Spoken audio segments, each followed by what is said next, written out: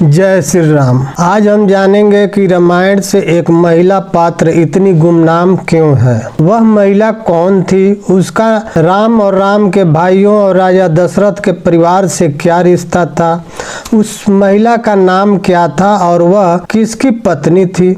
यह कहानी त्रेता युग की है और वाल्मीकि ऋषि ने त्रेता युग में ही रामायण की रचना की थी, लेकिन उनके इस ग्रंथ में इस महिला का कोई जिक्र नहीं है। तो क्या त्रेता युग में भी पुरुष प्रधान समाज की कल्पना की जाती थी? क्या राजा दशरथ और भगवान राम भी पुरुष प्रधान समाज की कल्पना की थी? इस राज से हम एक एक करके पर्दा उठाएंगे, इसलिए देखते रहिए इस वीडियो को शुरू से अंत तक। चलिए अब शुरू करते हैं। दोस्तों, राजा दशरथ को सबसे पहले कौशल्या के गर्भ से एक पुत्री की प्राप्ति हुई थी।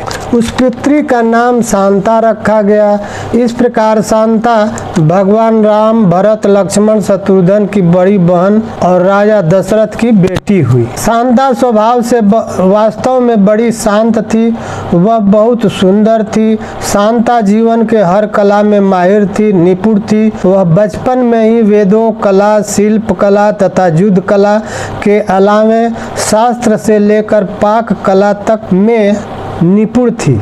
ये भी बताते चले यहाँ पर कि रानी कौशल्या की एक बहन थी जिसका नाम वर्षिणी था। वर्षिणी की शादी अंग देश के राजा रोमपद के साथ हुई थी। दोस्तों, एक दिन की बात है कि वर्षिणी अपने पति रोमपद के साथ अपनी बहन कौशल्या से मिलने अयोध्या आई थी। वर्षिणी को कोई संतान नहीं था, इसलिए वह बहुत दुखी रहती थी। वर्षिणी और राजा रोमपद जब शांता को देखे तो उन्हें शांता बहुत पसंद आ गई और राजा दशरथ से उसे अपनी पुत्री बनाने के लिए दान में मांग लिया। राजा दशरथ तो दानी ठहरे, इसलिए उन्होंने अपनी बेटी शांता को उन्हें गोद दे दी। शांता को पुत्री के रूप में पाकर वर्षिणी और राजा रोमपद बहुत खुश हुए और खुशी खुशी अंग देश लौट गए। इस प्रकार शांता अंग देश की राजकुमारी बन गई। एक दिन की बात है कि राजा रोमपद अपनी पुत्री शांता के साथ बातचीत में मग्न थे। तभी भगवान इंद्र का एक भक्त ब्राह्मण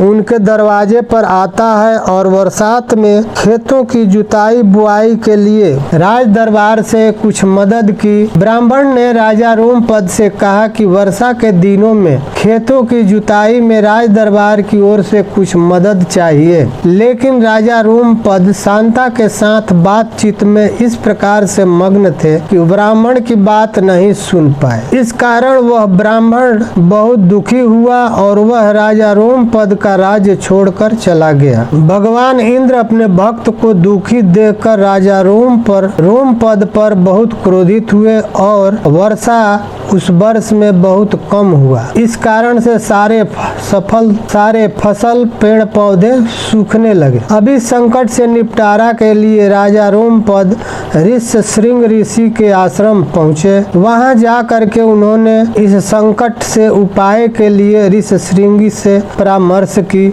ऋष्यशृंगी ने बताया कि भगवान इंद्र को प्रसन्न करने के लिए यज्ञ करना पड़ेगा। राजा रोमपद ने ऋष्यशृंग से मिल करके यज्ञ कराया, जिस कारण से काफी वर्षा हुई और वर्षा होने के बाद जितने भी नदियाँ, तालाब, पोखरे, खेत खलिहान सूखे पड़े थे, सब पानी से भर गए। इस पर राजा रोमपद ऋष्यशृंग ऋषि पर बहुत प्रसन्न हुए और शांता की शादी ऋष्यशृंग ऋषि से कर दी। शृंग ऋषि राजा दशरथ के भी रिश्तेदार बन गए। यही ऋष्यशृंग ऋषि के कहने पर और परामर्श से राजा ने पुत्र कामना अंत्येष्टि यज्ञ किया, जिससे उन्हें 4 पुत्र प्राप्त हुई। तो ये रहा रामायण के गुमनाम पात्र शांता की कहानी। शांता आज भी हमारे नॉर्थ इंडिया में गुमनाम है, लेकिन